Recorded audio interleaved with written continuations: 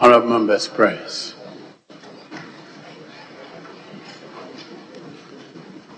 Almighty God, we humbly beseech Thee to look with favour upon this Parliament of the Republic of Ghana.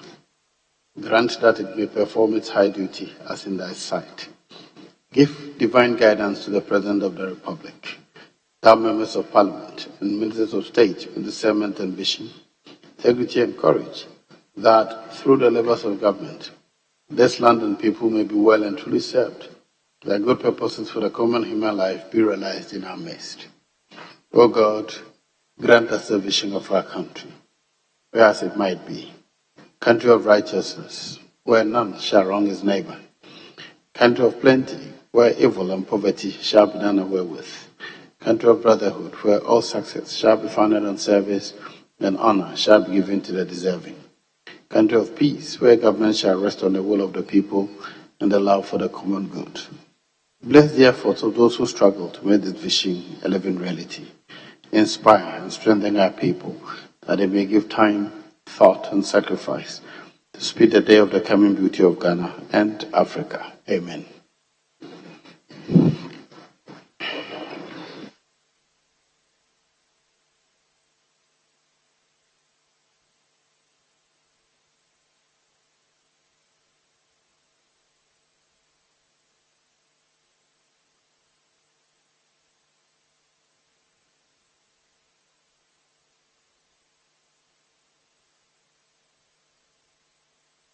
Honourable members, we shall consider the votes and proceedings of Friday, November 3rd, 2023. Page 1, page 2, page 3, page 4, page 5, page 6, page 7, page 8, page 9, page 10, page 11, page 12, page 13, page 14, page 15, page 16, page 17, page 18, page 19, page 20, page 21, page 22, 23, page 24, page 25, page 26, page 27, page 28, 29, page 30, page 31,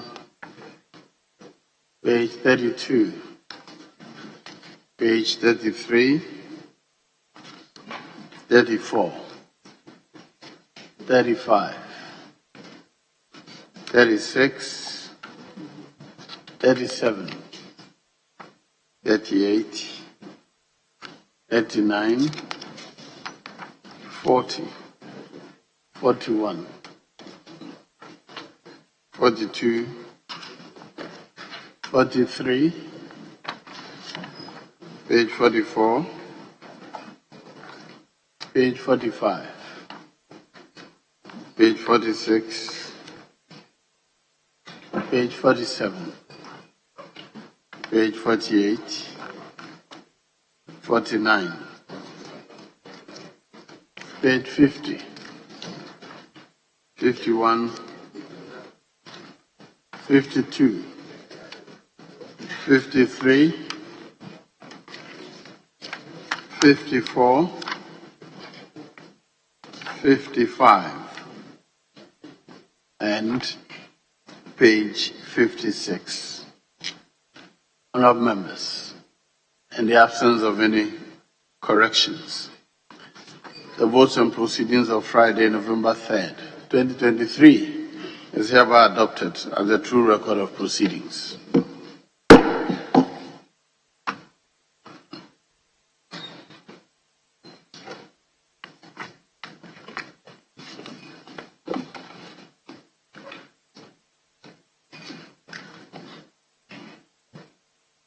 Item 6. Questions? Yes, Honourable Leader. Speaker, the National Security Minister has communicated to leadership, and hence we are minded to stand that down temporarily and go on to take those advertised in the name of Works and Housing, after which we'll come and deal with that of national security. Yes, minority leadership. Any comment on the request? Yes. Mr. Speaker, no comment, but I have few issues. You have what? Few issues, Mr. Speaker. With regard to the questions? It's also part, but Mr. Speaker, give me just 2 minutes to tell my story. Sorry, are you applying that we vary the order of proceedings, or at this question time is applying that we defer the questions to be answered by the Minister for National Security? He will come later. Is that one on which you have issues? Mr. Speaker, there is emergency. That's why, and that's why I'm coming properly. Yes, leader, address me. Mr. Speaker, thank you. Mr. Speaker, incident happened in Adan yesterday about 2 students who drowned. Honourable member. Mr. Speaker. Hello. Mr. Speaker. If you want an opportunity to make an urgent statement, you will come to statements. Apply yourself under the rules. But for now, Mr. Speaker, let me take the opportunity to thank Mr. Jetro for his kind gesture last Saturday. Very well, we will come to that. Of Adan, he donated 120 bags of rice. And I went to him to see the people. I will give you the opportunity to come to that, but for now, let's. On our way coming, we saw the students at the riverbank. Can the Honourable Minister for Works and Housing take his seat, please? Leader, kindly leave that. Let the Honourable Minister for Works and Housing take his seat. Mr. Speaker, we wanted to grant her pleasure on this occasion. We will varying the order of business to take item 7 so that she can proceed to do a statement under order 71. So, Mr. Speaker, we want to graciously do that for her. The Honourable Minister says she is ready to wait. So, Mr. Speaker, grant my application. I hereby apply, Mr. Speaker, that we vary the order of business and go to item 7 of today's order paper, which is statement, so that fortified by the relevant orders, she would come with the application. Mr. Speaker, please grant it graciously for us. Go ahead. Is that her application or your application? Mr. Speaker, this is a leadership positive conspiracy. Next time when I need you, support me. Okay? It's not for free. This is not for free. Thank you, Deputy Majority Leader. Mr. Speaker, I'm so grateful. Mr. Speaker, I'm coming under 72, and I want to express my gratitude to Mr. Jetro, that's the Deputy Clerk. Since the spillage problems in my constituency, I have been crying all over for people to run to my aid.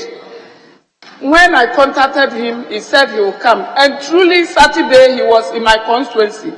And I went with him to the victims for him himself to see things by himself. Mr. Speaker, we have over 300 houses that has collapsed in Adan. And when he went with me to inspect those houses, some of those houses, on our way coming, we saw the students at the river bank, over 100 of them fetching that polluted water. Mr. Speaker, there is no water currently in Ada because the water company has shut down their facilities and they are not producing water. Mr. Speaker, Ada now we are in danger. We need water. Mr. Jethro has again given us 100 bags of water yesterday. Captain Smart has given us 1,002 bags of sachet water that we will be sending to Adan today. If they move, I will move with them. Mr. Speaker, we need help. Over 300 houses have collapsed in Adan, and their farms, they are no longer, they are helpless. The people are now helpless. The students, 2 of them lost their life. Mr. Speaker, these students are always in their dormitories. They have their water, their food, everything there. But since the incidents, they have been exposed to the river. They go there to fetch the river. Meanwhile, those using the river, some of them are having rashes. Mr. Speaker, I'm pleading that national security is here. He should send tankers to the school. We have few pollutants there so that they can give them water. This afternoon, I will send Mr. Jetro's water to them, Captain Smart's water to them, so that we give to the 3 schools in my constituency, Adan Senior High, Adan Technical, Bedeku Technical, then the basic schools. Mr. Speaker, the children, they don't understand the water is polluted. The tap is not flowing. So they are compelled to drink it. We are pleading that the fear is cholera outbreak. As an MP, I'm not happy because since these 2 children lost their lives Sunday morning, early Sunday morning, we saw them. Mr. Jethro saw them. And I screamed. The moment I saw them at the river bank, I screamed and said, what are these children doing here? And they told me there is a supervisor supervising them to fetch water from that river. Mr. Speaker, the sand at the water bank has all washed away. So it's a clay. So if you step your foot in, you can't, so that's what trapped the boys. Mr. Speaker, I'm pleading, if VRA would do dredging, they should monitor if they get the sand, instead of using it for the water bank area for the community members, they give it to private members for a token. So they don't benefit. Whenever they are doing dredging, the communities must benefit from that sand. They should give it to them at the river bank so that going to fetch water, sending children to go and fetch water should be easy for them. Like these school children, where they drown, it's not too deep for them to just, but because the sand have washed away, they got stuck in the mud. Mr. Speaker, we are pleading. We have counted 2. We don't want to count 3. We are pleading to Ghanaians to run to our aid. It's beyond my control as a member of parliament. Yeah. When Mr. Jethro went to the place, he said, Doyo, I now appreciate your concern. I will come back again. So people should come and help us. We are pleading. We are pleading. Mr. Speaker, national security is here. We beg. Water tankers should go to the schools, the 3 schools. They will need them. The river water is not even good for them. So I'm grateful for the opportunity. Thank you.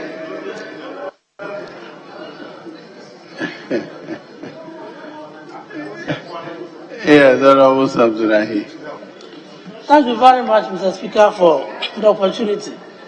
Mr. Speaker, having listened to my colleague, you could see that Ada in a very serious distress situation.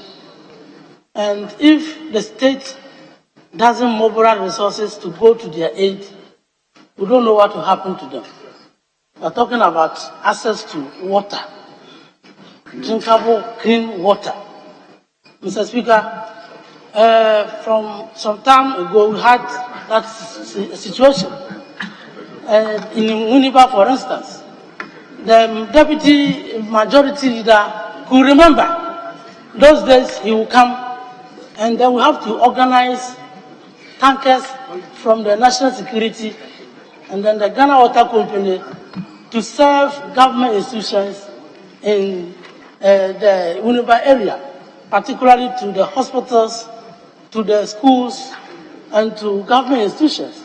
And so I want to add my voice to the call by the Honorable Leader that government takes urgent actions to respond to the call. Otherwise, we shouldn't wait till we run into a disastrous situation before we mobilize resources to go to their aid.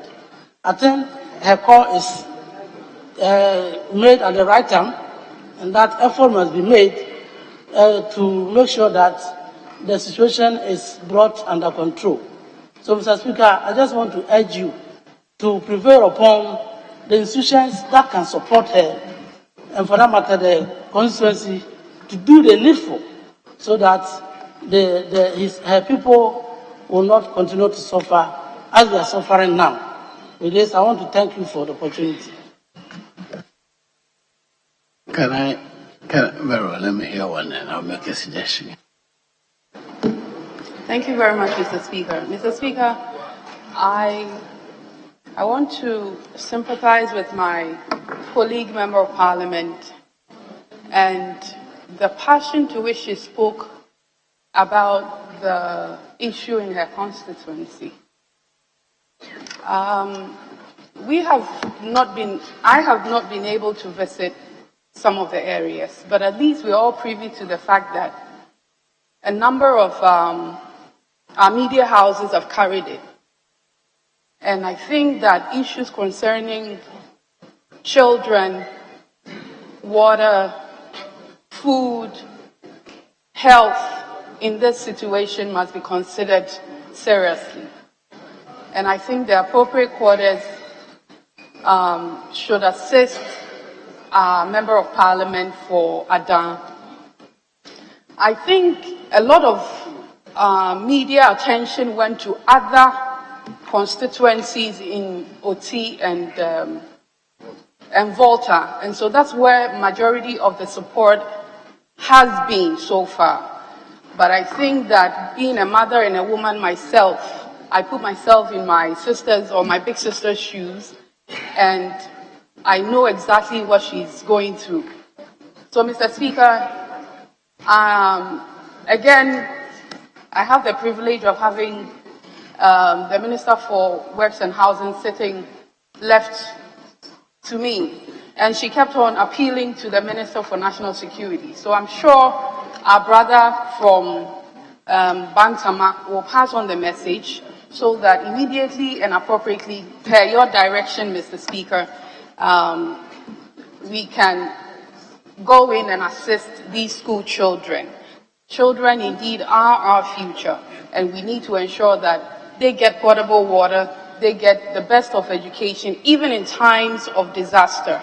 And so, Mr. Speaker, I want to thank you for the opportunity, and I also want to say that the Adwa Safo Foundation will also come to my sister's aid. You hear from us very soon. Thank you very much, Mr. Speaker. Yes, Leader. Thank you, Mr. Speaker.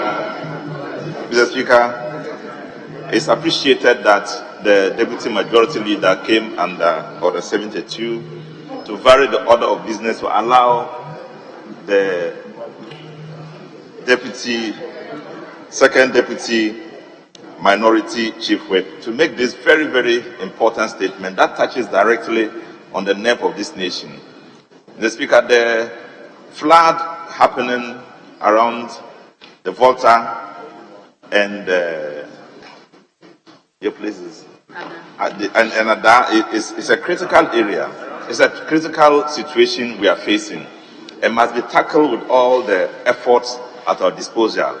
It just simply means that we can have even a more serious situation. Let's make it a learning situation, that if we are able to deal with this thing effectively, we can prepare ourselves for any other eventuality that comes our way. Mr. Speaker, I'm happy that she made a direct reference to the national security to intervene. And the Works and Housing Minister, fortunately, is also here. Let's make sure that some effort is made directly to that constituency. And Mr. Speaker, I also think that it's not just Honorable Adjoa Safo who should make that commitment. If somebody is able to donate 100 boxes of water, I think each of us here can offer 50. I don't know how much Adjoa, that one will be big, I know, but each of us here can offer 50. At least it's an emergency statement she has made, calling on us to do something about it. And if that is the case, I know that the people at my back will all say yes and we want to do it. And I know the majority leader will ensure that all of us are whipped into that direction.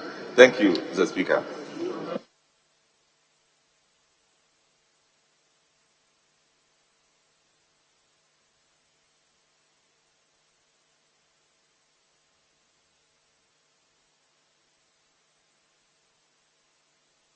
Leader, please, I'm listening to you. Mr. Speaker, thank you for the treasure space to also make few comments on the statement made by our respected colleague, the Deputy Whip. Mr. Speaker, it is said that he who feels it knows it. She knows her situation, and I can understand how she's feeling. The Speaker, Honorable Ahi Riley made a point that I faced a similar challenge in 2015. It was not just about making a statement on the House floor, but also following up, going to the ministries and engaging them. That's what I did, and that's what he said. So please, I would encourage you to do that. But Mr. Speaker, once at it, and with the limited power I had prior to majority leader coming in, the majority caucus was going to donate from its coffers 30,000 to support you. But since he has come in, I know he's going to increase it. As to what quantum, I don't know. But it's likely to go to 50.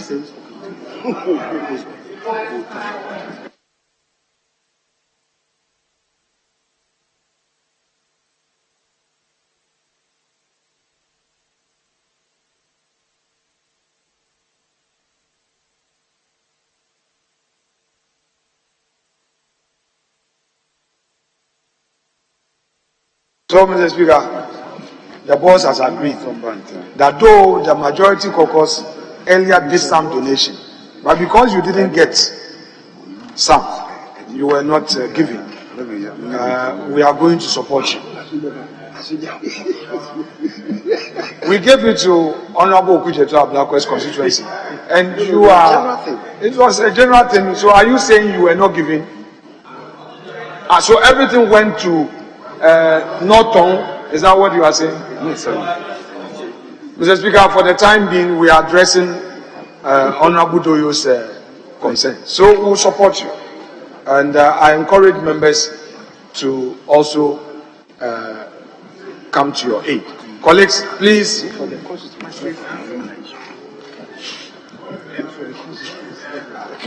Colleagues, please support Honorable Doyo's constituency. Please support her. Mr. Speaker, I would get her some rice.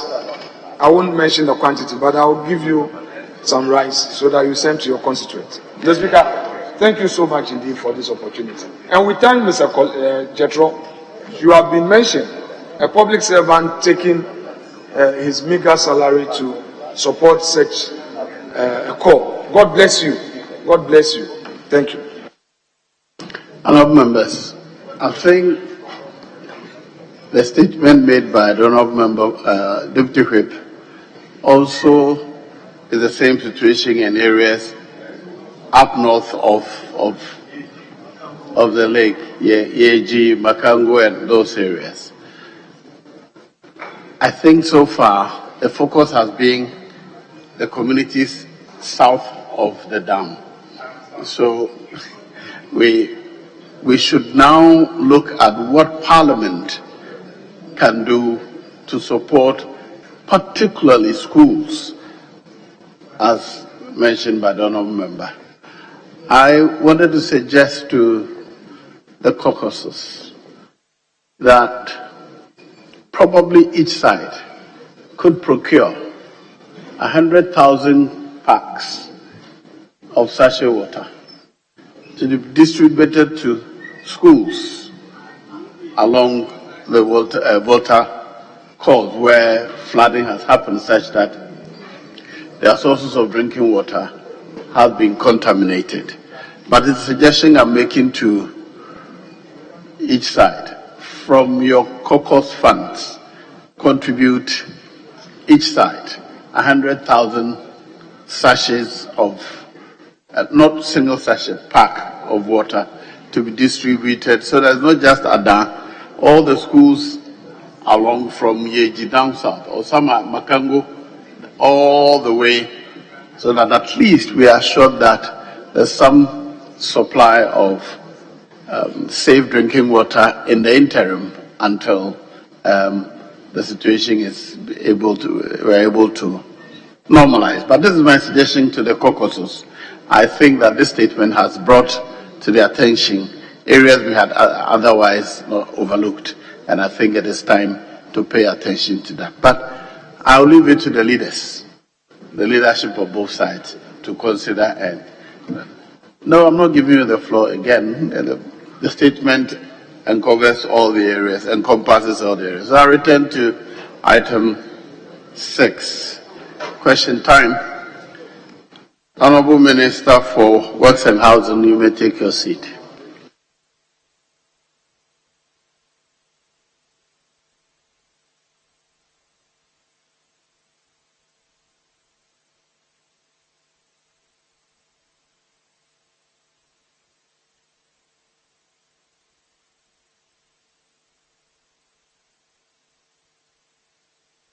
Question number 1294. In the name of the Honourable Member for Kwadaso, Professor Kingsley Nyanku.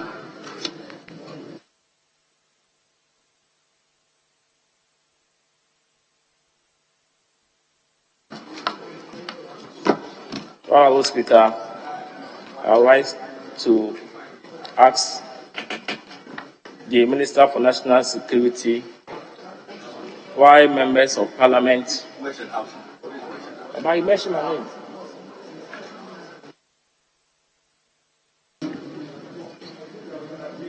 Earlier to move to Works and Housing and stand down that of National Security temporarily. Oh, sorry.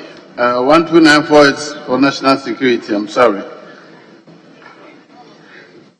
Rather, Honourable Member for Kwadaso, kindly hold on. I'll move to question number 755 for the Honourable Member for Sege, Christian Otute.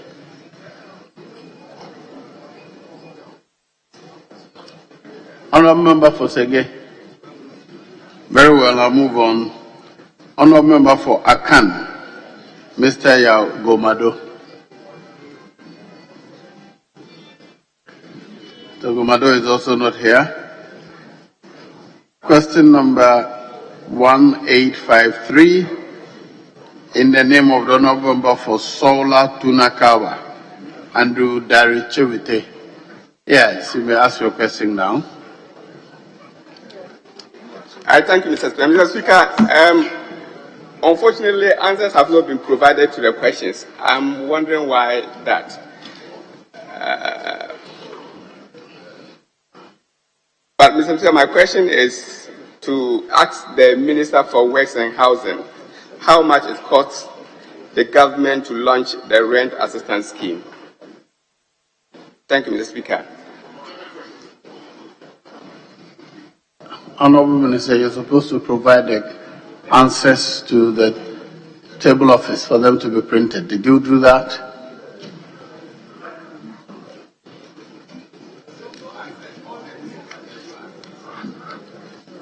Honourable members, the addendum contains the answers. We don't have the addendum, Mr. Speaker. Please proceed.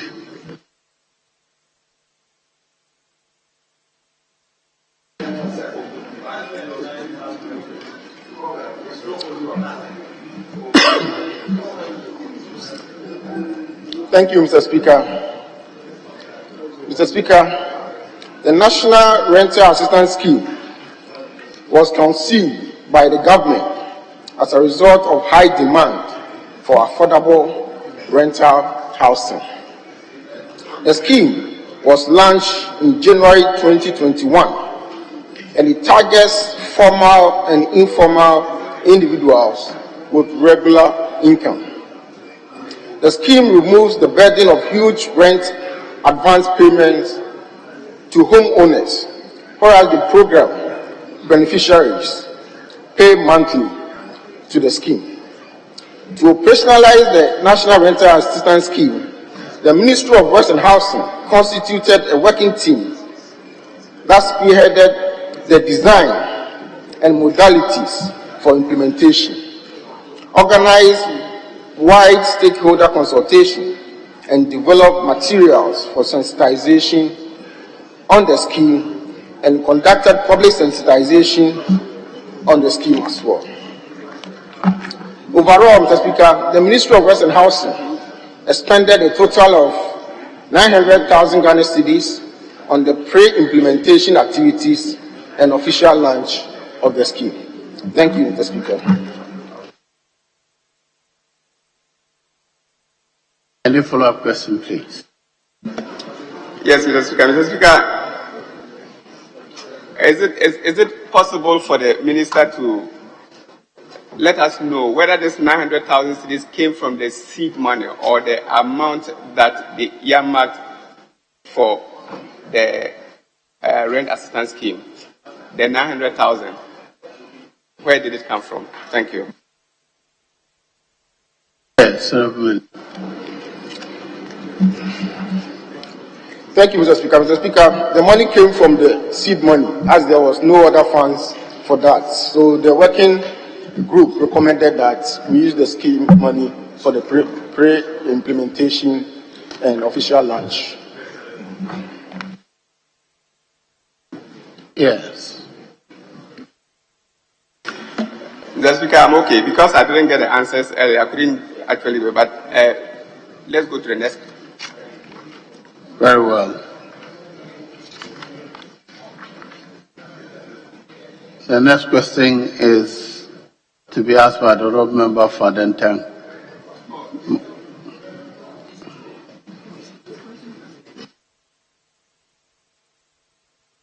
Oh, very well. Question number 1854. Honourable Member for Sola Tunakaba. Once again, Mr. Speaker, thank you. I rise to ask the Minister for Works and Housing, how many people have benefited from the rent assistance scheme and how much has been spent on them? Thank you, sir. Yes, Honourable.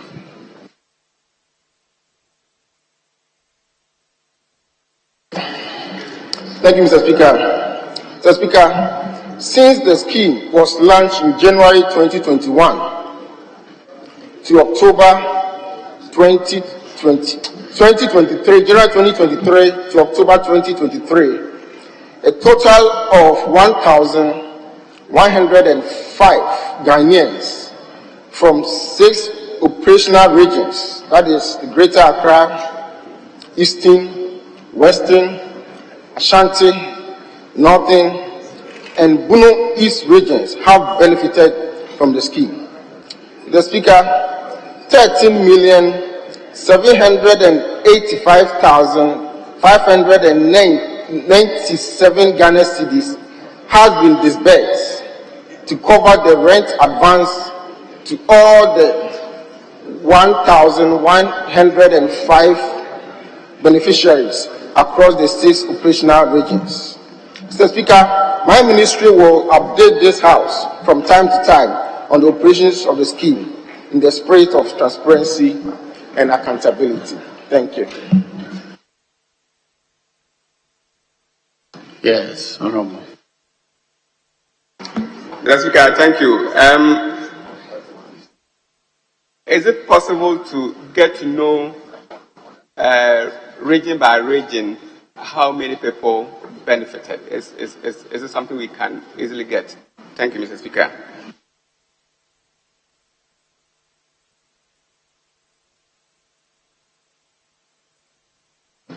Yes, Honorable Minister.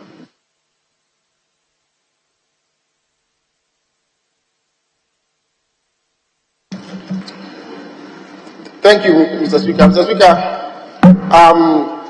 that information is available. If a question is filed, I'll be more than happy to come and provide, but I don't have it as of now.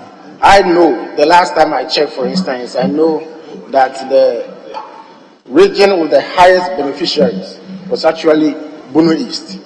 At that time, had about 30% of the entire beneficiaries. So when the question is filed, I'll be more than happy to provide that. But that information is there. Thank you. Yes, Honorable Member. Yes, Mr. Speaker, I'm not very sure about the passage of a bill covering this scheme. I may be wrong, but I want the minister to brief us on that. What is the status of it? Can you clarify your question, please? Mr. Speaker, we're supposed to have a bill passed on this particular assistance scheme. And so I don't know whether we had a bill passed. And so I want the minister to clarify that. Do your research. Do your research and come and ask a question, please. This is speculative. Okay, Mr. Speaker, I want to find out from the minister, do we have a law backing this scheme? 69.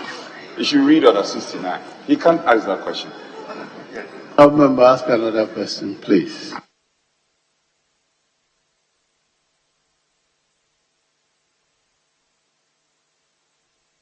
I said, ask another question. That question is not admitted. Okay, Mr. Speaker, thank you.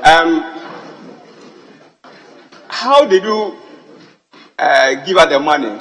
Was it shared equally among the beneficiaries, or others have had more money than others? How did you share it?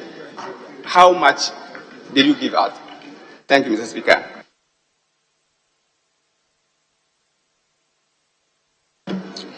Thank you, Mr. Speaker. Mr. Speaker, the distribution is based on the request that each applicant applies. If you want 2,000 as monthly income, you will be assessed based on your income, monthly income. They use the bank transactions and Momo transactions to assess your application and the merit of your application. So it depends on what you request and your capacity to repay the funds. Thank you.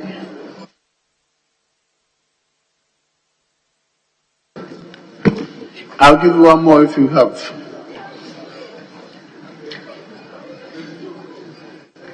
Yes.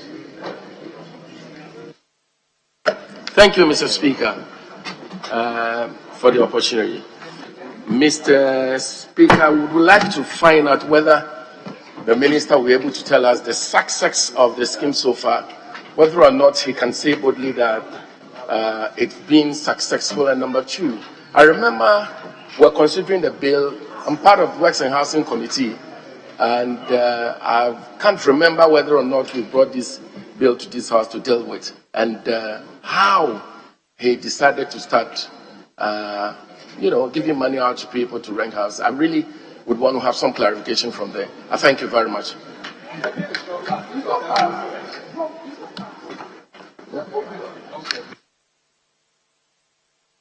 Yes, Mr. Speaker, I will want to plead with my colleagues.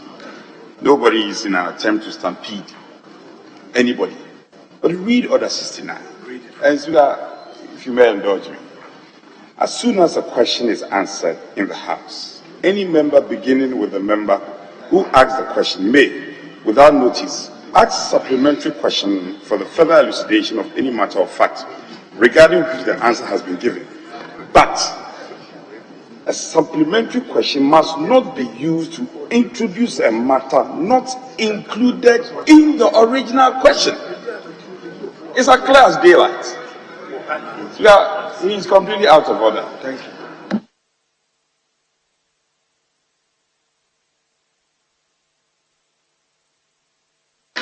Honourable members, I was wondering what the question was, to elicit this further. The question was, how many people have benefited? How many people have benefited? He has provided you the details. If you ask any further ones, it should relate to the answer given to the how many benefited, not introduce new matters. Yes, Honorable Obindaku, is that right? Well, I thank you, Mr. Speaker, for the opportunity. Mr. Speaker, I would like to know a bit more about these monies that were given out. Did it, or was it given out in the form of a loan or a grant? In other words, are they to repay, or is it just a free money? Thank you, Mr. Speaker. Yes.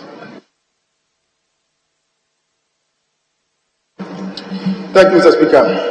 Mr. Speaker, because many of our people find it difficult to pay rent advance, the central theme of the scheme is to assist those who cannot afford to pay those rent advance.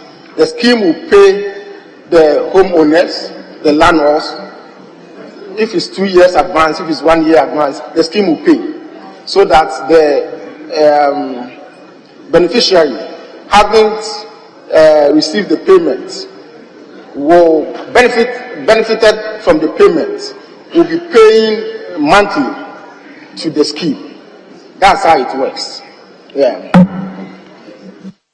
And so far, recovery rate has been 100%. Thank you. Yes. Yes, Honorable Abeji. Thank you very much, Mr. Speaker. Mr. Speaker, I want to find out from the Honorable Minister that 1,105 people have benefited so far. What is the total number of applicants, out of which 1,105 benefited? Yes, Honorable Minister.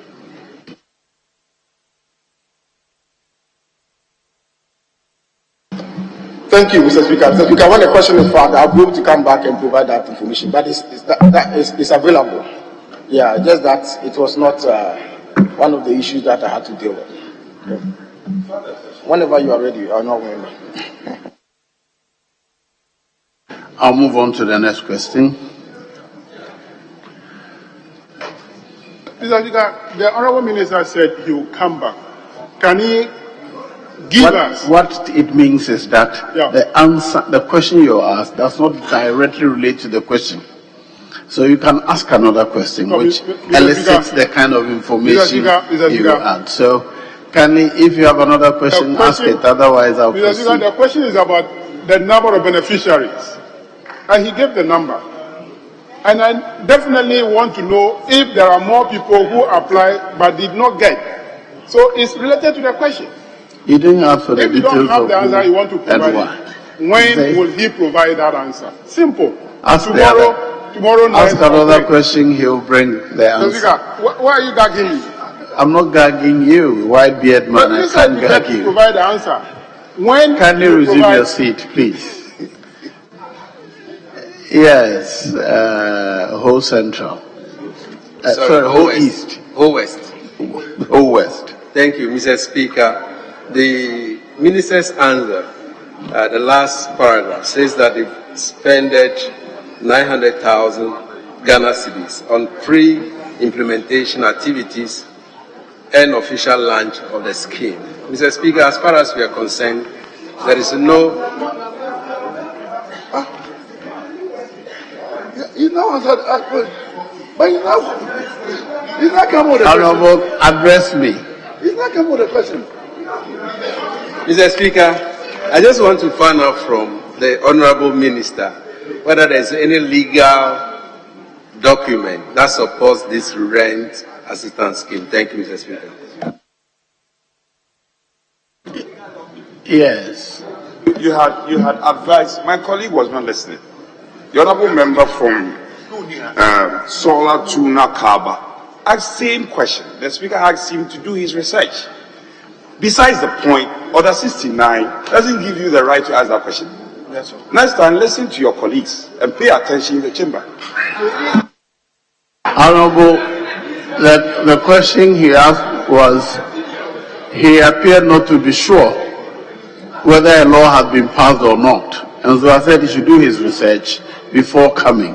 Now the minister is being asked directly, do you have the legal basis for implementing this scheme? Kindly answer.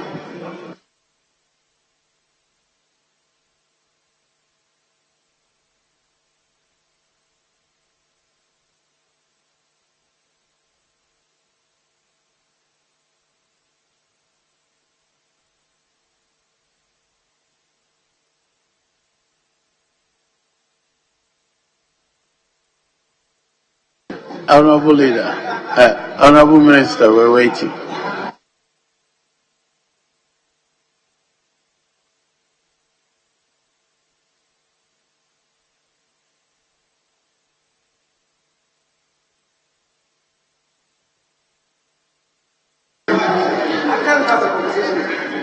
Thank you, Mr. Speaker. Mr. Speaker, the question is that there is no such legal, but it is a policy of the government and we are implementing that. Thank you.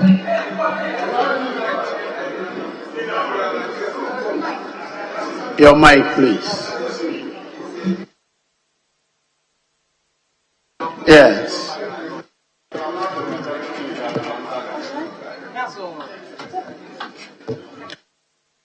Right, Honorable Speaker. I heard the minister in his last response say that 2 years rent advance and in certain cases 1 year rent advance have been paid to support some tenants. What is the law on the maximum rent that a landlord can take from a tenant?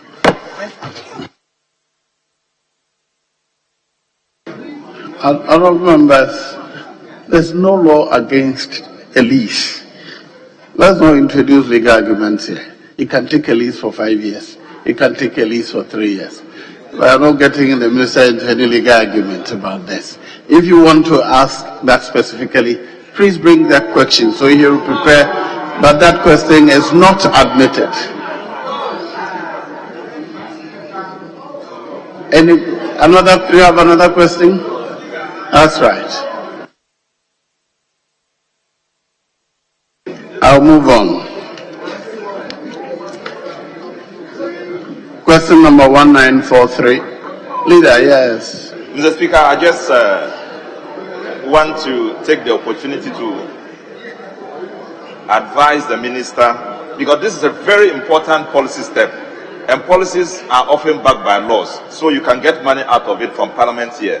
So if there is no legal position on it, he should take steps to do so, so we can approve it, so it can be stepped up even much more than we are having it now. My rent is in our policy, and it is in our it's in our budget. It's in our budget. It's in our budget. So this is so please, Mr. Minister, I think it's very Leader, kindly address me. Very well, I'll proceed to question number 1943. Honourable Member Fadenta.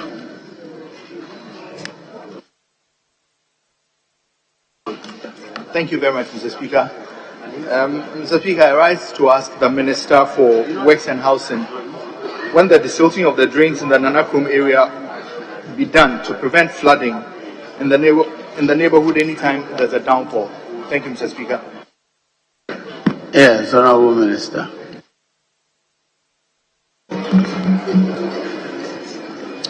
Thank you, Mr. Speaker. Mr. Speaker, the Ministry of Works and Housing understands the concerns regarding flooding in the Nanakrom area and its environs, and the need for channel improvement works in the area. We understand the risk posed by flooding on individuals, their livelihoods, and our communities, and is actively working diligently to ensure that the necessary steps are taken to mitigate these risks. Previous works have been carried out under the 2020 National Flood Control Program in Santor, Katamanso, New Legon, Ashalibokwe, and that has brought great relief to residents. This, the Honorable MP can testify. Mr. Speaker, the Ghana Hydrological Authority has identified the Danakrom Channel as a priority project and would undertake the necessary works, including the silting, channel improvement, subject to availability of funds. Thank you, Mr. Speaker. Yes, Honorable. Thank you, Mr. Speaker. Mr. Speaker, the Minister's answer, the areas mentioned under the 2020 flood control program, that's Santor, Katamanso, New Legon, and Ashalibokwe. If you know the area very well, Ashalibokwe, New Legon, Katamanso are all far away from Nanakrom. It's Santor, that's the closest. But, Mr. Speaker, anytime it rains, the Nanakrom area is terrible. And the recent very heavy downpour somewhere in August, Mr. Speaker, you needed to be there to see. If government says that it's really a priority for them, I find it difficult that for 2, 3, 4 years, we still not been able to find resources to come and do it. Mr. Speaker, my question is that, can the minister give us timelines when they will come and do to bring some relief to the people of Nanakrom? It's really a problem anytime it rains. Thank you, Mr. Speaker. Yes, Honorable Minister. Thank you, Honorable Member. Honorable Member, I think in my response, I made it clear that the ministry is very much aware of the problem that the residents are facing. And we have prioritized it, no doubt about that. But there's a saying in our local language that it will take some money, it will take money. So we are working actively with the Ministry of Finance to raise the necessary funds to implement that project. Thank you. Yeah, do you have any follow-up question? Very well. Question number 1973, not member for Tamale North, Alasanya Saibo Suyini.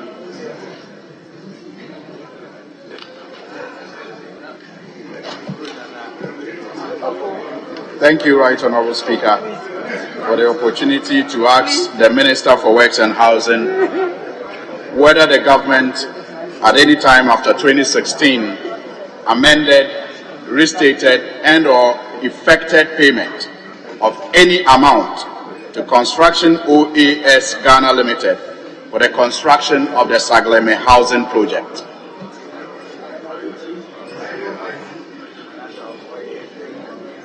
Yes, Honorable Minister.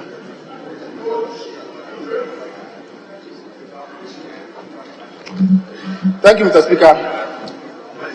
Mr. Speaker, there is an ongoing legal case in court on the Sagleme housing project. Due to this, Mr. Speaker, I kindly request a deferral in addressing the question at hand, as this may influence or prejudge the outcome of the proceedings. Mr. Speaker, I assure this House that when court reaches a verdict on the case, I will be very happy to come back and provide a response. Thank you. Yes. Thank you, Right Honorable Speaker. Mr. Speaker, I will want the Minister to indicate to the House how an answer to this question will impact on the substantive matter that is before the court. Respectfully. Thank you. Yes, Honorable Minister.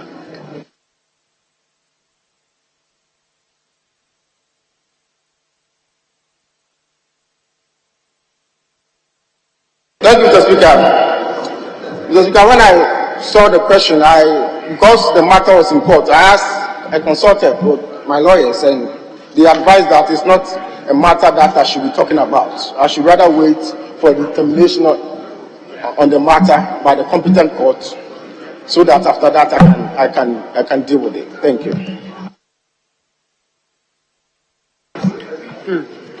Mr. Speaker, respectfully, the matter before the court are specific, a criminal one. It has nothing to do with the question, which is an administrative question, about payments and amendments of the contracts after 2016. The matters that are before the court are largely matters related to things that happened before 2016. And so, Mr. Speaker, I will be very happy if the minister is able to share with the House the advice, the legal advice that he was given. That makes it difficult for this question relating to an administrative function of the ministry. That makes it difficult for this question that is simply an administrative issue, and how that will impact, an answer to that will impact on the ongoing trial, Mr. Speaker. Respectfully, thank you.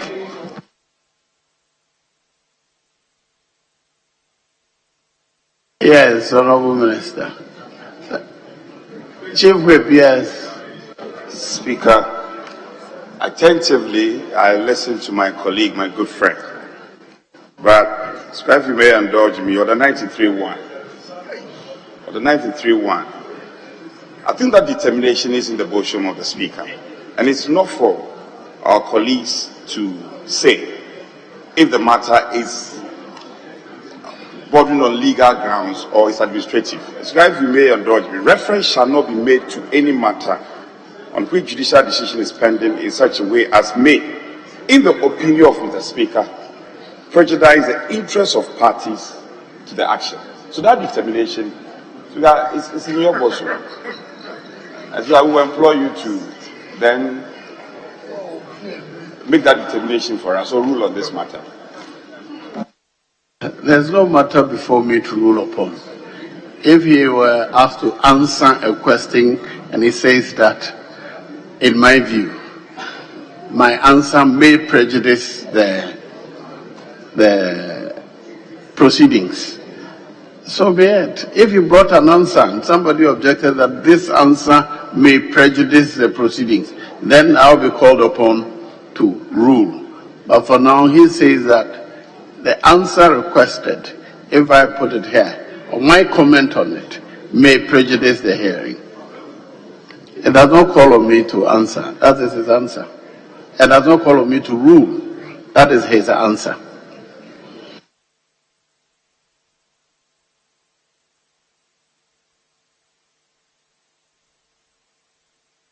Honorable Minister, he says that, how will your answer on matters before 2016 prejudice a matter pending now? If you have any explanation, can you share?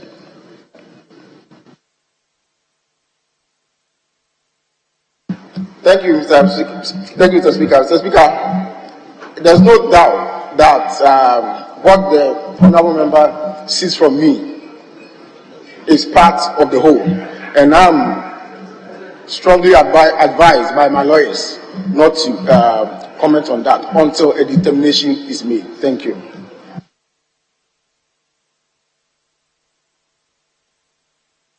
Yes. Mr. Speaker, thank you very much for your guidance and indulgence. I just wanted to draw the Chief Whip's attention. He seems to have a lot of energy this morning. I don't know, or this afternoon, I don't know who or what he's trying to impress. But the fact of the matter is that the question has been admitted already by Mr. Speaker. So the order quoted is moot.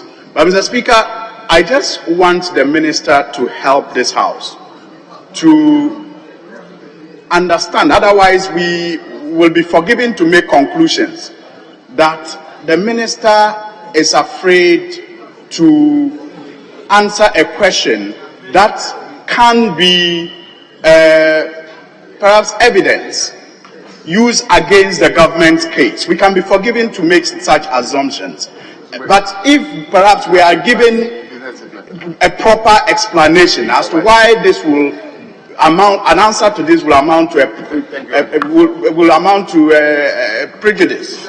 Is that what you lawyers say? Yes. I mean, then it will make more sense. But for now, it seems. If you ask me a question, I'm ready for you, but the commentary is enough. Kindly ask your question. Mr. Speaker, so when can the minister answer this question? Is it after the judgment? And if the answer to this question has any impact on the judgment, would he think that, on the case, would he think that justice has been served indeed? Do you have another question? If you do, ask it. This is asking his opinion. It's not admissible. Okay, thank you. I agree with you, Mr. Speaker. Thank you very much. But let me rephrase my question with your permission. Will the minister be able to tell us when the ministry will be able to answer this question that is an administrative function of the ministry, so that it can still serve the purpose of fairness and administrative fairness? Thank you.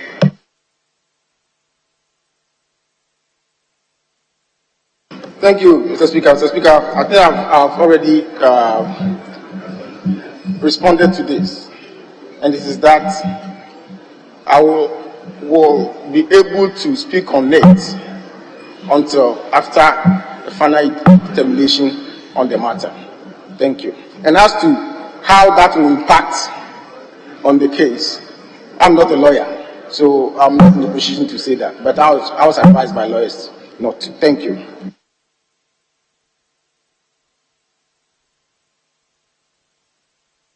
Yes, Honorable Efemo. Speaker, thank you very much. Mr. Speaker, upon hearing the initial response from the Honorable Minister on the matter, I quickly Googled and went to the website of his own ministry, Ministry of Works and Housing. That is www.ministryofworksandhousing.government.gh. And that on the 1st of August, when you were cutting salt for the commencement of construction work on the Pokuasi housing project, you spoke and touched on the Seglemi housing scheme and assured the nation that you will complete that project. You gave some indications. And so my question is, you're giving answers to this house as the representative of the people regarding whether or not some payment had been made to a contractor to further the project. It's, with all due respect, very relevant and in order, also legitimate in furtherance to your earlier statement given on the first day of August. So if a statement... Can you repeat what statement you claim he made? There's a statement, Mr. Speaker, reported by Daily Graphic and Graphic Online, and it is headed, Government to complete Saglemi and other housing projects by Honorable Asensu Boakye. It is actually on your official... And how is that related to prejudice? Exactly my point, Mr. Speaker. That is why I am of the opinion that because he himself has spoken to the commitment of government to completing the Saglemi housing project, the question that he attempts not to answer because he thinks that in his opinion, pursuant to some legal advice, that it will prejudice a certain case in court, with all due respect, is untenable. Because he himself has... Honorable, if you have another question, can you ask us? Yes, Mr. Speaker, so my question is that, further to his 1st August 2023 statement, the government is committed to completing the project. What steps has he taken to ensure that that is done? Thank you. That is not related to this question. Yes. Oh, okay. Mr. Speaker, we need your ruling in this matter.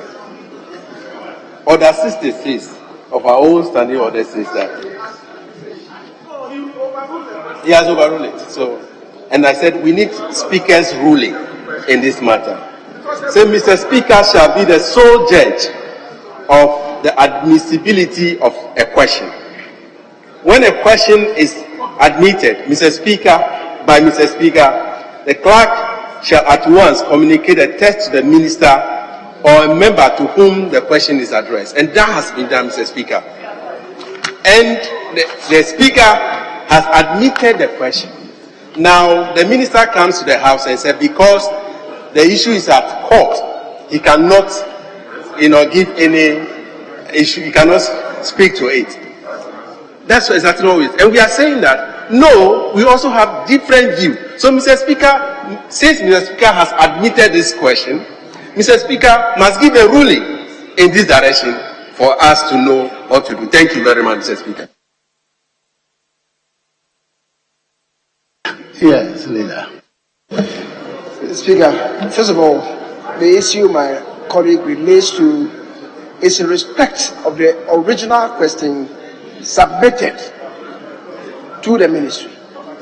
Now, the Speaker causes it to be transmitted to the minister, and the minister, having received it, comes with this response to the question.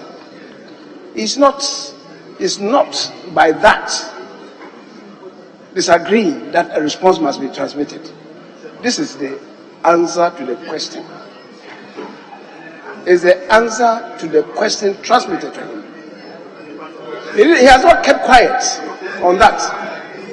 Please. Yes, that's the response. That's the answer. Why did the Speaker admit it? I don't understand what you mean by that. The Speaker causes the question to be transmitted to the Speaker, to the Minister or Ministry.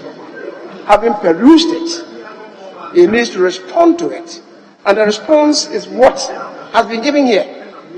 Unless you are saying that is no response. And I don't think that you want to suggest to this House that this is no response. If it's no response, if it is a response, that is the answer to the question filed. As simple as that. And in respect of supplementary questions, when asked, he could relate to Order 93-1, which is what the Chief intervened to illuminate. So he is said by order. Other members, I'll move on. That some questions I deferred because the members who had them were not in the House. If they are here, I'll ask them again. Is Honorable Otuta in the House now? Sir? You want to ask the question? Do you have his permission to? Do you have his permission to ask it on his behalf? No, he should authorize you to ask it before. Very well, then you may proceed. Question number 755. Thank you, Mr. Speaker. To ask the Minister for Works and Housing, when will the Sea Defence Project commence at Adan West District to halt the sea erosion challenges along the coastal line? Yes, Honorable Minister. Thank you, Mr. Speaker. Mr. Speaker, Ghana's coastal line is under significant risks of erosion and flooding. Several factors account for this situation, particularly natural processes, including high tidal wave impact, global climate change, and other human factors, including sand winning. Sea level rise caused by climate change has accelerated erosion and recession of most sandy beaches globally, and Ghana's coast is not an exception. Coastal erosion poses a significant threat to residents in these communities. However, government remains committed to addressing these challenges, as demonstrated in several coastal protection projects, both completed and ongoing across the country, including one at Abuazi, Komenda, Elmina, Cape Coast, Anomabo, Dansuman, and Ningo Prampram.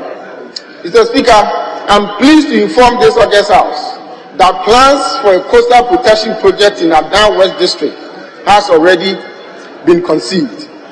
The project is expected to tackle the coastal erosion challenges along the Adan West coastal communities, protect lives, livelihoods, and properties, as well as essential infrastructure for the devastating effect of sea erosion. My ministry, through the Ghana Hydrological Authority, is taking the project through the requirements of the Public Financial Management Act 2019. Mr. Speaker, we understand the urgency of this issue and share the concerns of residents of Adan West District. My ministry will continue to engage the Ministry of Finance on this matter and other projects necessary to protect our shoreline and essential infrastructure along the coast. We will keep Parliament informed as we make progress toward the development and implementation of this critical coastal protection initiative. In the interim, Mr. Speaker, we encourage deepened collaboration between local authorities and communities to raise awareness for sand winning and its adverse impact on our coastline. Thank you, Mr. Speaker. Yes, Honorable. Mr. Speaker, as I'm asking this question, all that the people of Sege and Ada want to hear is a date to commence that contract or to start that contract. So the long answer, they will not understand. But if you give me a date, that so and so date you are coming to start the sea defense, we are good to go. So please give us a date to start the sea defense. Thank you. Yes, Honorable Minister, can you give her a date on which you will start a defense project? Thank you, Mr. Speaker. Mr. Speaker, I wish I'll be able to provide a date, but as I indicated, we have started the process. We do feasibility studies, we work with the Ministry of Finance to raise the funds and all that. And you cannot say that tomorrow you will finish that process and start construction the next day. So just bear with me as we work tirelessly to address the issue with the Ministry of Finance. Thank you. Yes, Honorable Majority Leader. As part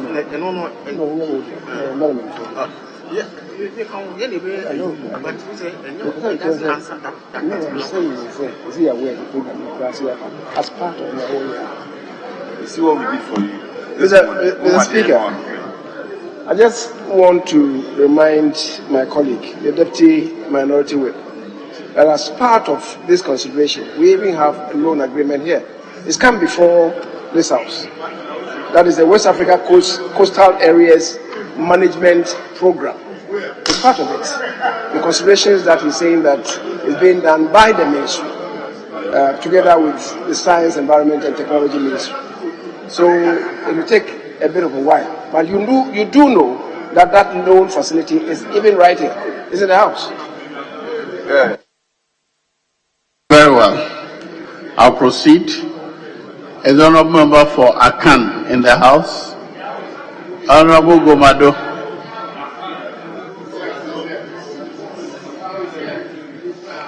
Question number 1794.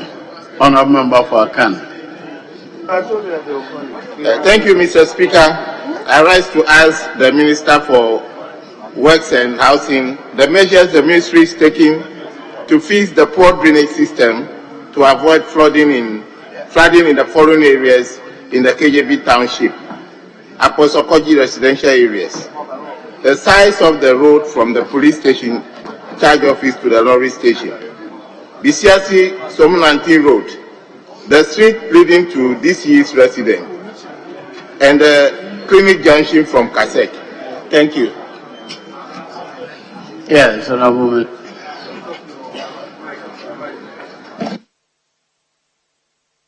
Thank you, Mr. Speaker.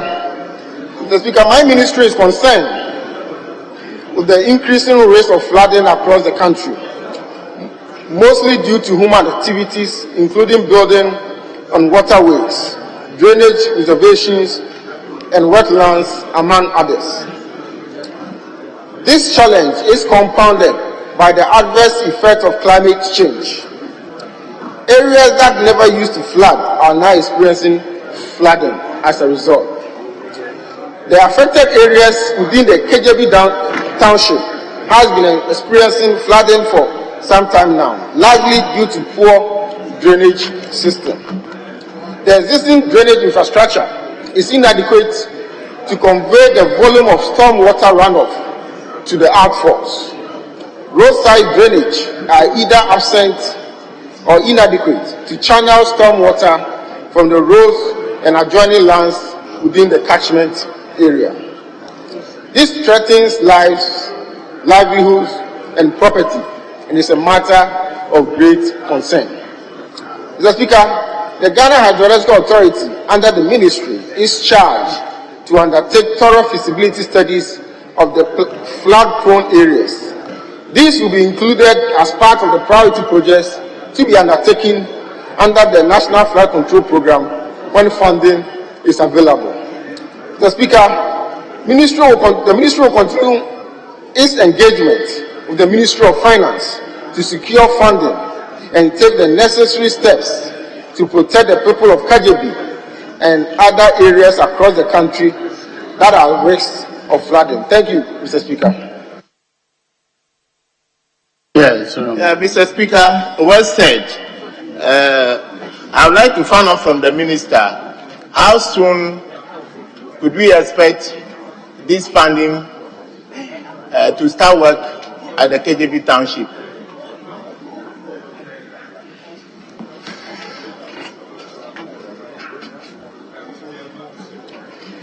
Thank you very much, Mr. Speaker. That will depend on the outcome of our engagement with the Ministry of Finance. And we are doing that not only for the issues raised in KJB, but all the other parts of the country that are at risk of flooding. So I will not be able to give you a specific date, but I can assure you that we are working diligently on it, and I'm very hopeful that very soon we'll raise the necessary funding so that we can address your issue. Thank you very much, Mr. Speaker. Mr. Speaker, thank you. I have no further questions. Very well.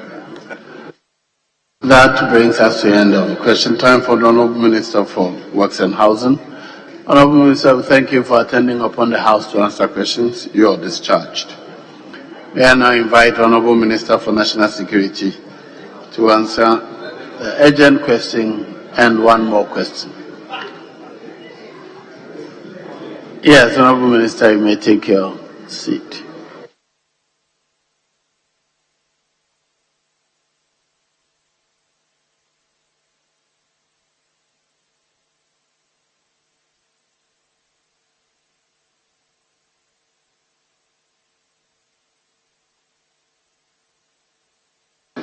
The urgent question is to be asked by the Honourable Member for Wa West, Peter Lanchini Tubu. Honourable Member for Wa West, you may ask your question. Mr. Speaker, thank you very much for the opportunity to ask the Minister for National Security this question. To ask the Minister for National Security what government is doing in the short term to address the national security threat associated with rising youth unemployment. Thank you. Yes, Honourable Minister.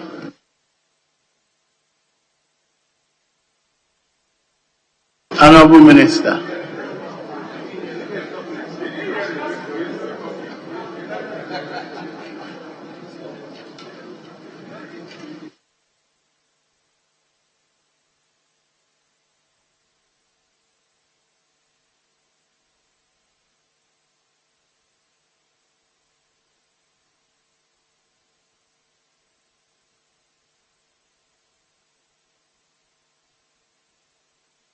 Yes, Honourable Minister.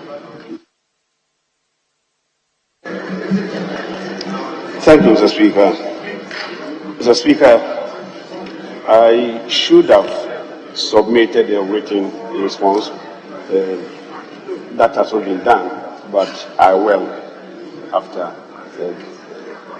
Minister, this is the urgent question. The urgent question, you are not bound to do the urgent question first. Okay.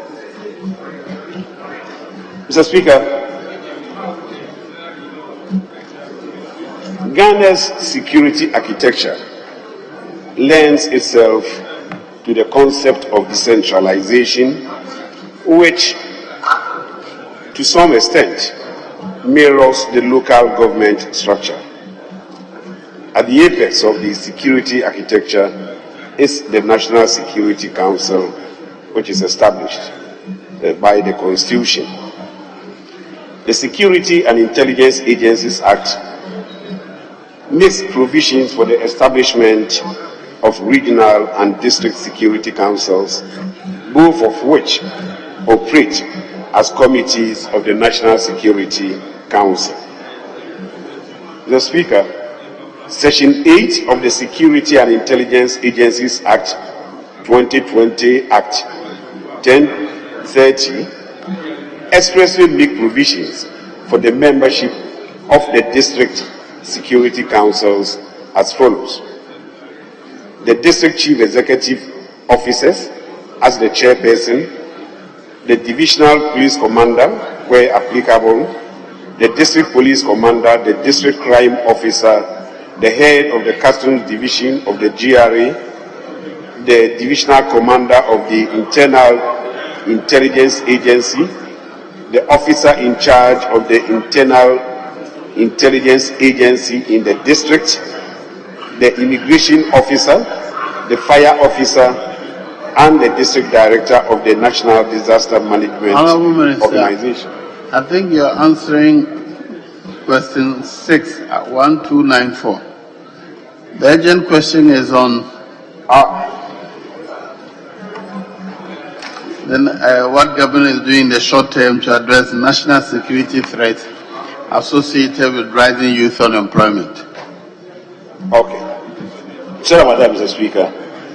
Mr. Speaker, the National Security Strategy of Ghana acknowledges the national security implications of youth unemployment. And in this regard, the Minister of National Security constantly reminds everybody of the security implications of rising youth unemployment in the country. Mr. Speaker, while we concede that youth unemployment can portend adverse consequences for the security of the state, it is the Ministry of Youth and Sports and the Ministry of Employment that are better placed to outline specific plans and programs aimed at addressing youth unemployment in the country. And to this end, Mr. Speaker, we did write to you, Mr. Speaker, and also to the clerk that it probably will be appropriate if the question was directed either to the Minister of Youth and Sports or to the Minister of Employment. Thank you, Mr. Speaker. Yes, any follow-up question? Thank you very much, Mr. Speaker. I want to ask an addendum, supplementary question on this matter. Mr. Minister, as the head of the National Security Ministry, you appreciated the relevance of youth unemployment vis-à-vis national security threat. We are also aware of the fact that government believes so much in whole of society concept, in other words, whole of government concept.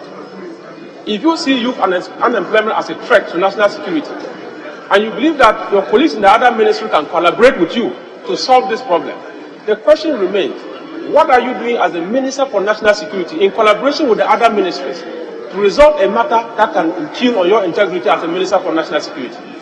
Thank you.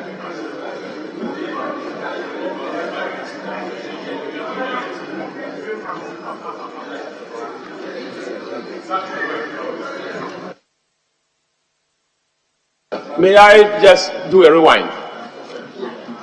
Government believes so much in whole of society concept, and we also believe that government is practicing the whole of government concept. The National Security Ministry identified a very crucial issue of youth unemployment that can impugn negatively on national security. As the head of the National Security Ministry, what are you doing in collaboration with other relevant ministries to solve this very pressing issue? Thank you. Yes, Honorable Minister.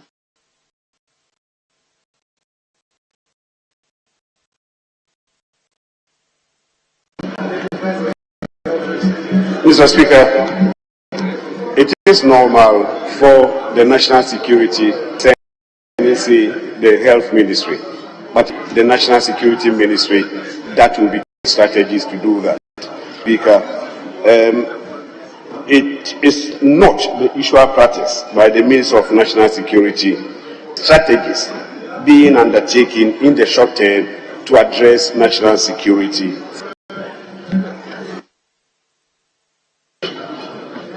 Yes. Thank you very much, Mr. Speaker. Honorable Minister, I am not requesting for you to disclose short-term national security challenges or short-term national security programs to deal with national security threats. You have identified it as a threat, youth unemployment. In collaboration with the Youth and Employment Ministry, Mr. Speaker, I want the Minister to just give me a simple answer of that collaboration. Since you launched the National Security Blueprint up to date, it's been many months. What has happened between you and the National Security, the Employment and Youth Ministries in dealing with this particular matter of rising youth unemployment? Yes, Honorable Minister. Mr. Speaker, we identify challenges in various sectors. We bring it to the notice of those sector ministers. It becomes the responsibility of those sector ministers and ministries to find the strategies to address the particular challenges that we would have come up with.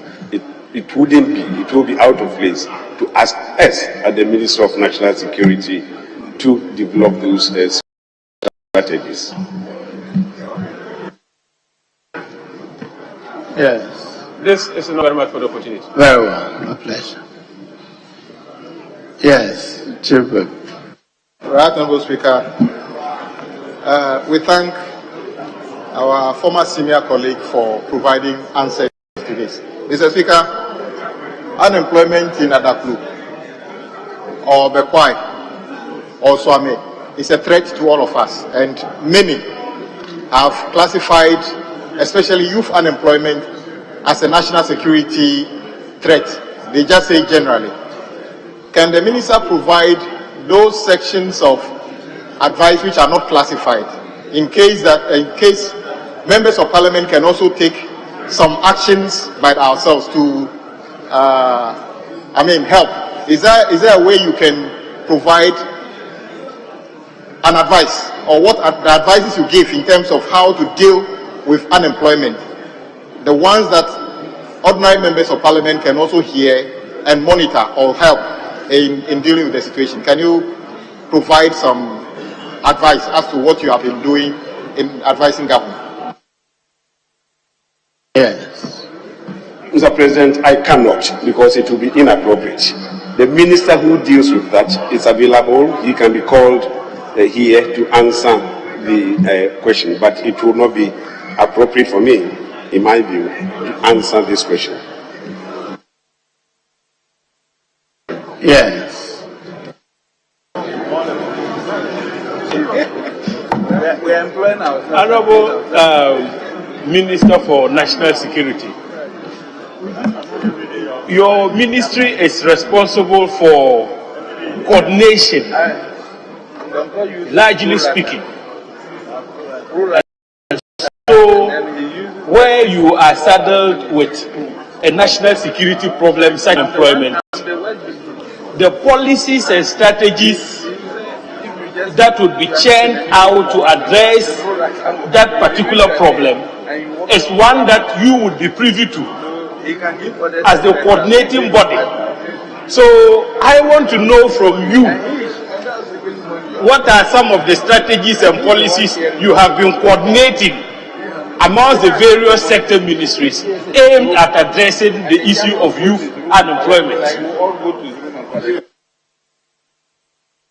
Yes, leader. Mr. Speaker, to remind my colleague of the imperatives of Order 61-2. I think that is what the minister has been harping on. Questions relating to matters which are under the control of a statutory body must be restricted to those matters for which a minister is made responsible by law or which affect the general policy of that statutory body. Mr. Speaker, the issue of employment or unemployment has a substantive ministry taking care of. And the minister is drawing attention to the fact that, yes, having identified the risk in not attending to unemployment, he discusses the matters with a substantive ministry headed by a substantive minister. And then he takes it from there. It is not for him to come with the fine strands about dealing with unemployment. Mr. Speaker,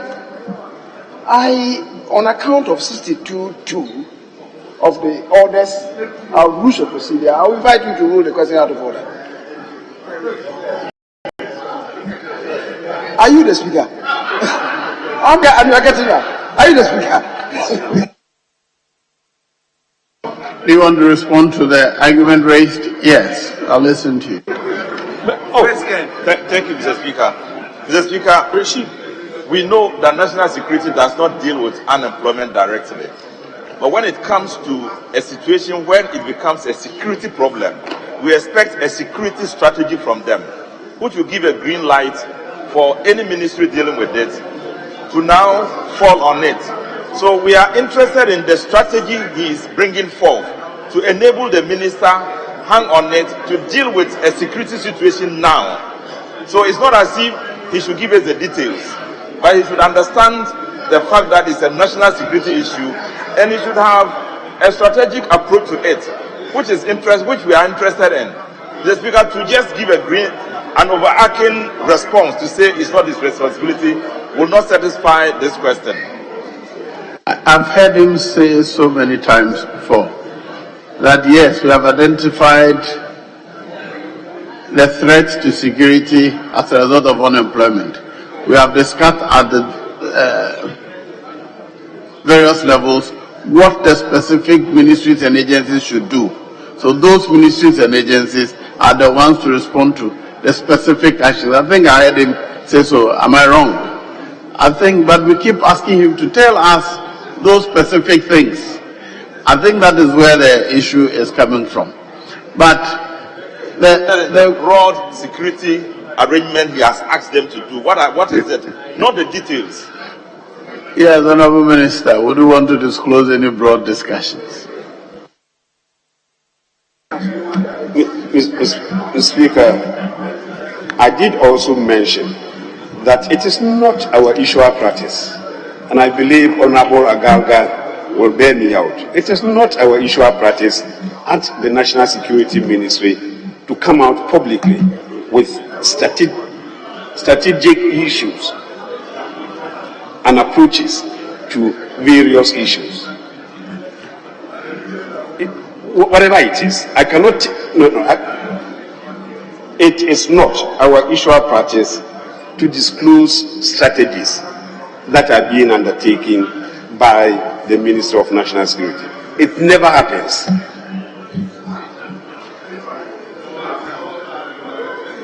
Yes.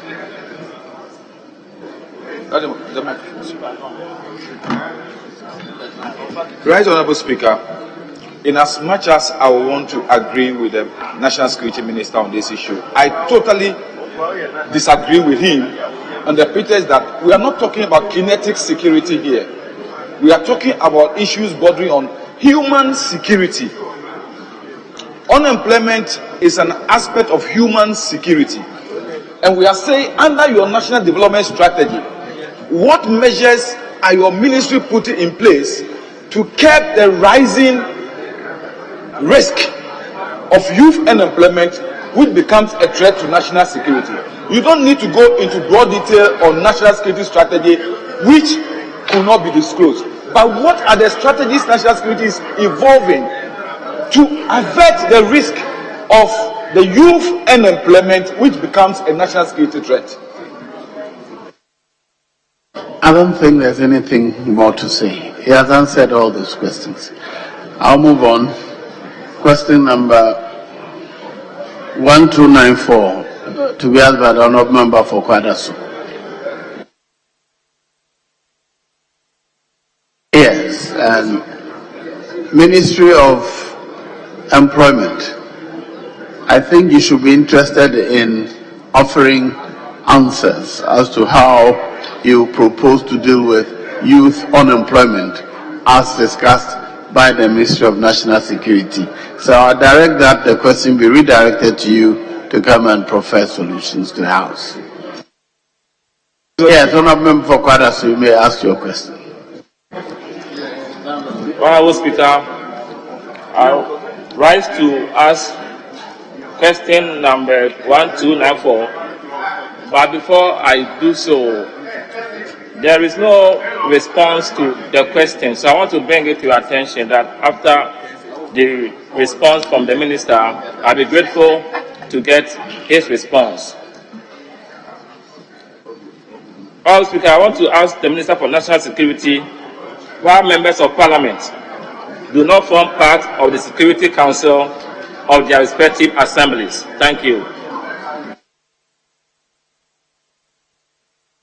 Honourable Minister, your answer has not been published. You earlier alluded to that, but the House will indulge you to read what you have, but the House, the table office will take note and make sure that it is published and distributed to members. Thank you, Mr. Speaker. Mr. Speaker, we do have a security architecture that lends itself to the concept of decentralization and which mirrors, to some extent, the local government structure. At the apex of the security architecture is the National Security Council established by the Constitution. So, Speaker, there is also the Security and Intelligence Agencies Act, which makes provision for the establishment of regional and district security councils, both of which operate as committees of the National Security Council. So, Speaker, Section 8 of the Security and Intelligence Agencies Act make provisions for the membership of the district security councils as follows: the district chief executive officers as chairperson, the divisional police commander, the district police commander, the district crime officer, the head of the customs division of GRA, the divisional commander of the internal intelligence agency, the officer in charge of the internal intelligence agency in the district, the immigration officer, the fire officer, the district director of NADBO, the officer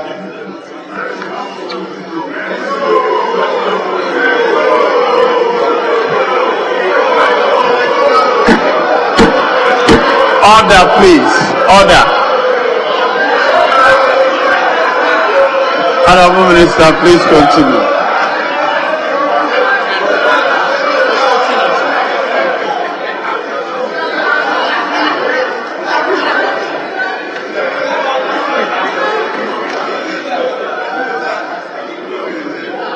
Mr. Speaker, the officer of the military unit responsible for the district, the head of the prison service, and 3 other persons appointed by the chairman of the council. Mr. Speaker, from the perspective of the law, therefore, members of Parliament are not part of the district security councils because the law, as passed by this House, did not make provision for their inclusion. Thank you, Mr. Speaker.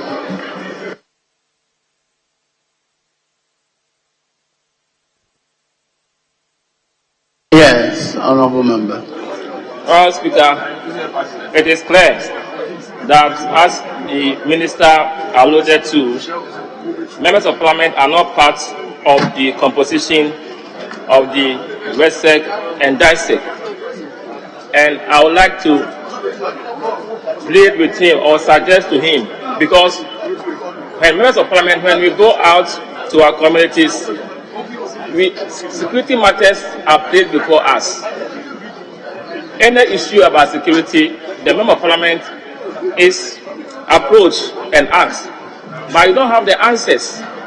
And we believe that if we are part of the composition, we will be privy to what happens there. So I want to ask him if it is not out of place for Act 1030 to be amended to include members of parliament as part of the council. Thank you. Yes, Honorable Minister.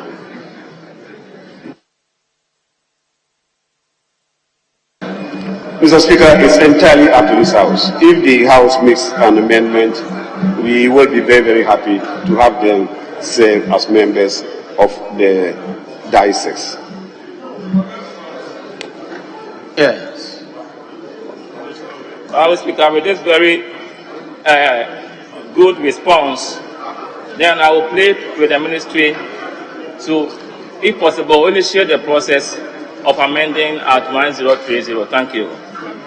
Or, Honorable Member, you may initiate a private member's bill to amend the Act for members to be, members of the House to be added to the district security committees. It's a two-way affair. Either way is acceptable. Right? Thank you, Mr. Speaker. We will do that. Very well, honorable members. That brings us to the end of question time. Honorable Minister, we thank you for attending upon the House to answer questions. You are discharged.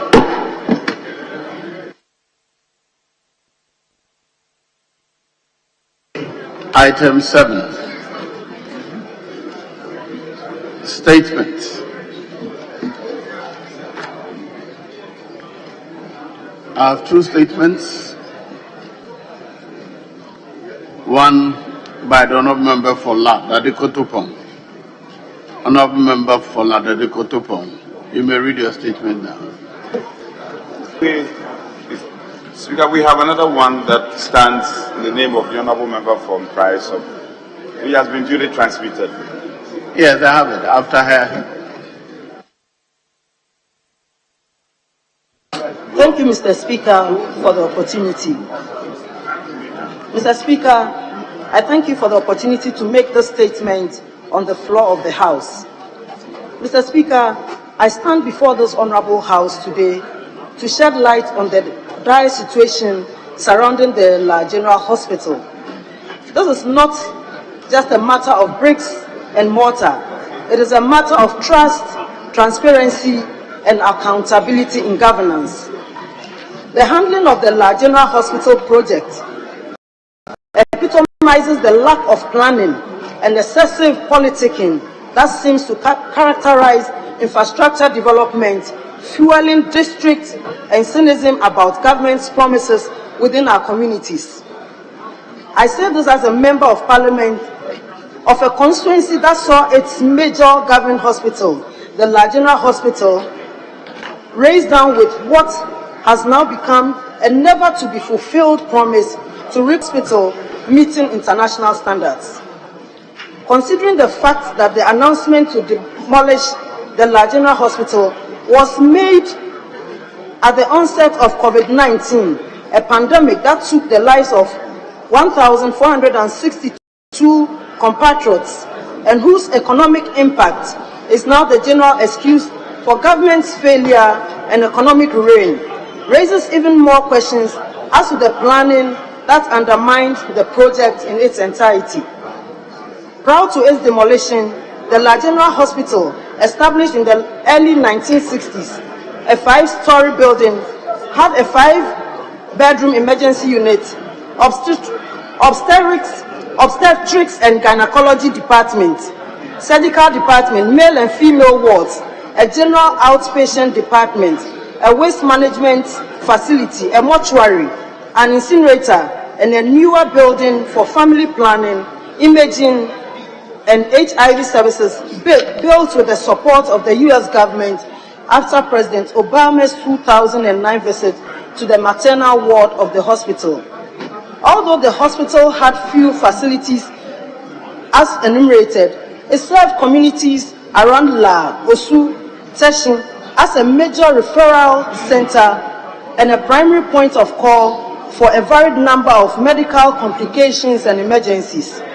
However, the hospital infrastructure, after 6 decades of constant operation, had developed structural deficiencies, with patients and medical staff constantly calling on government to either or replace the building to reduce or eliminate the danger it poses to them. In March of the 2020 election year, and with the pandemic in view, government announced an expedited demolition of the old building to make way for an ultra-modern hospital meeting international needs within 24 months, secured to which the hospital was closed down on the 1st of March, with hospital staff being transferred to other facilities for the project to commence in earnest. In August 2020, an elaborate sword-cutting ceremony was held, accompanied by grand assurances of having secured a 68 million euro credit facility, complete with a 3.9 million euro insurance coverage to construct a cutting-edge hospital. The project's blueprint was nothing short of ambitious, featuring an outpatient department, well-equipped inpatient wards, comprehensive maternity and neonatal services, a surgical unit complete with 4 modern operating theaters, a state-of-the-art accident and emergency department, a dedicated public health department, a well-stocked pharmacy unit, a sophisticated laboratory, a modern administration section, and an imaging area that boosted a CT scan, X-ray room, ultrasound, mammography units, and physiotherapy units, and even a mortuary. However, the launch of this project bore an uncertain resemblance of a political rally rather than solemn inauguration of a much-needed government program, with the president espousing government's policy of achieving universal health coverage for all and intentions to provide a 21st century hospital for the good people of Ladadi Kotopon. Speaking at the board sword cutting for the La General Hospital Redevelopment Project, His Excellency President Nana Akufo-Addo said that the La General Hospital was a facility, I quote, that complements the Greater Accra Regional Hospital at Rage. He also stated that pregnancy and related complications, for the first time in the history of the life of that hospital, being the #1 cause of admission, required that we improve rapidly the facilities of this hospital. Mr. Speaker, as a representative of this constituency, I cannot help but recall the lofty promises made on that day and the unmistakable sense of skepticism that has since loomed over our constituents, many of whom adopted a wait-and-see attitude towards government's intentions and plans.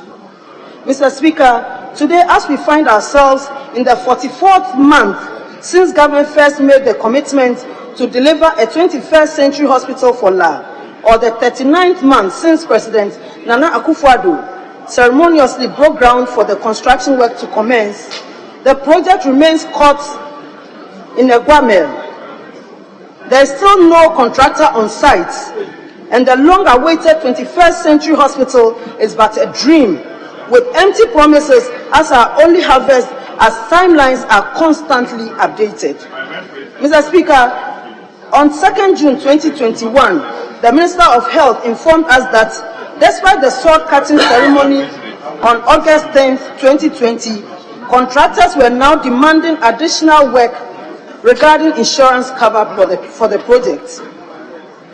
On the 14th of March 2022, 2 years after promising to deliver a 21st century hospital for La, and on the very day the minority visited the abandoned site, the Minister for Health announced that he had signed off the redevelopment plan on the 11th of March and that construction will start soon. Mr. Speaker, by April 19, 2023, 3 years after the demolition, the Presidential Adviser on Health, following a long line of excuses, disclosed that government was now tirelessly working to unveil a roadmap for the construction of the La General Hospital. This chronology of events has only deepened the public mistrust and cynicism within the La Dadekotopon constituency. Our people yearn for a fulfillment of this long-standing promise, and their patience is wearing thin. Therefore, I passionately employ this House to assertively call upon the government to expedite allocation of the necessary resources and get the contractor to site without delay to commence construction of the hospital project. Mr. Speaker, as the elected representative of the good people of La Dadekotopon, I see and hear the frustrations of residents of La, Teshin, and Osu about the delayed promise to deliver an ultra-modern, international, and 21st century hospital. They are tired of being doubting Thomases. They desperately want to believe that government will keep to its promise and give the good people of La Dadekotopon the actual date for the commencement of the La General Hospital project. I thank you very much, Mr. Speaker. Yeah.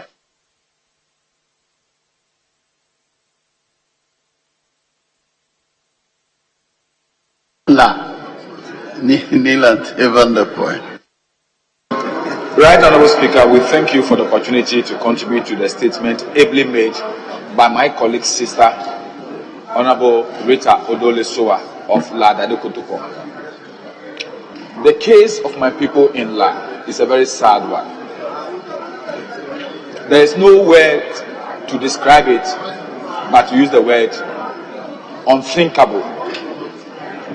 It is unthinkable that we can take a decision to demolish a old hospital without regard to the fact that there is no money available to start a new one. Our elders say a bird in hand is worth more than 1,000 in the bush. But in this situation, the government did not think about this age-old philosophy of having a bird in hand, and they decided to let that bird fly away without thinking about the next bird to hold. Now the people of La are suffering. There's so much pressure on Lekma Hospital that they cannot take care of the women and the children who throng that place every day. Right, Honorable Speaker, all of us in Greater Accra are worried. But for John Mahama thinking about us and giving us the Greater Accra Regional Hospital, there's no way the people within the catchment area of the eastern part of Accra will have access to medical services. We all know the situation today in the country. Private hospitals have become too exorbitant for people to patronize. So the government hospitals are the only available relief to the population. And to think about the fact that a whole constituency of over 130,000 registered voters, about 240,000 population, will not have a hospital is a worry. Whatever it is that is preventing this government from commencing and finishing the La General Hospital, if they need a deliverance, we shall pray for them to have a deliverance. Because you can't just phantom it. I know Mr. Speaker had terrible time when the Bekwai Hospital was not completed. And he was so thankful to Professor Mills when Professor Mills committed so much money to the Bekwai Hospital, because he knew it would be a relief to the people of Bekwai. Honourable Member, please don't bring me in, because the facts as I know is different. Please. Right, Honorable Speaker, I appreciate the work which was done for Bekwai people. That's why I want my people in La to also benefit. So I know you will talk for us, you will speak for us, you advocate for us, that as we are speaking today, in the next budget, we will want to see a commitment to the commencement of work on the La General Hospital. It shouldn't be any promise. We want to see it in the next budget. Mr. Speaker, on this note, I am the chairman of the Greater Accra Caucus of the minority. You are on our land, and I'm assuring you, if we don't see it in the budget, we will not make the budget in this house come out. We will make sure that sitting will be disrupted until we see the La General Hospital captured in the budget. We will show you that we are on our land. In fact, this will be another showdown. We will make sure that the Minister of Health and the Minister of Finance will not enjoy the peace in their ministries. We are going to marshal the people of La and Gamachi to occupy your offices if you don't work on the La General Hospital. Thank you, Mr. Speaker.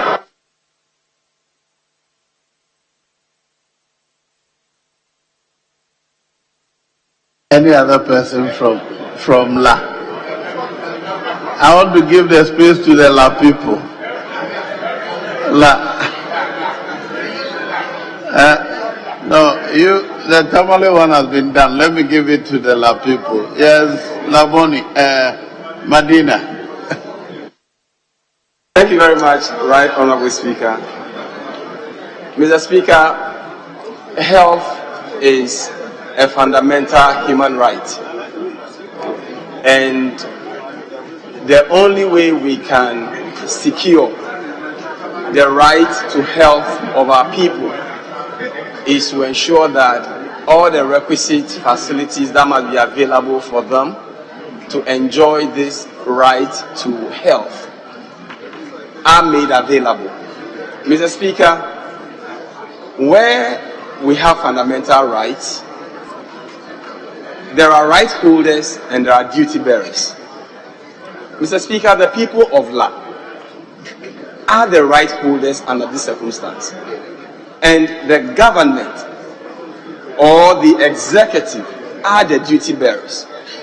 Mr. Speaker, when you go to Article 12 of the 1992 Constitution, it makes it very clear that the fundamental rights of every Ghanaian, every indigene of La, shall be safeguarded and protected and ensured by the executive and its agencies. Mr. Speaker, under normal circumstances, when it comes to health facilities, it is quite incongruous to think that when you don't have an alternative health facility, you will break down the existing facility, before you even think about reconstruction or constructing a new facility.